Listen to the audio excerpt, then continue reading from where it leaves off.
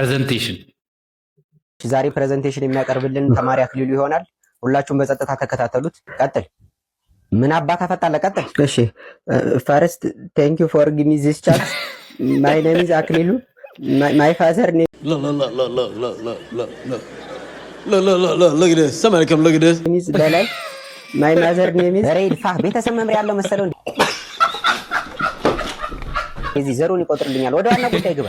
ያጋጥማል። አንደኛ ትንሽ ነርቨስ ይሆናል ፕሬዘንቴሽን። እሺ ፈርስተኛ ሞቆዶኒያ ኢዝ Look at this. Somebody come and look at this. Look at this. ሞቆዶኒያ ማይቶኮንድሪያ ለማለት ፈልጎ ነው ቲቸር። የትነ እግዚአብሔርን ቲቸር ሞቆዶኒያ ነው የሚል። አረ ጭራሽ እኔ ልታሳምነኝ ነው። ዋት ኢዝ ማይቶኮንድሪያ? ዋት ኢዝ ማይቶኮንድሪያ? ምን ማይቶኮንድሪያ ኢዝ እሱ ናት። የኔን እያየህ አውራኝ።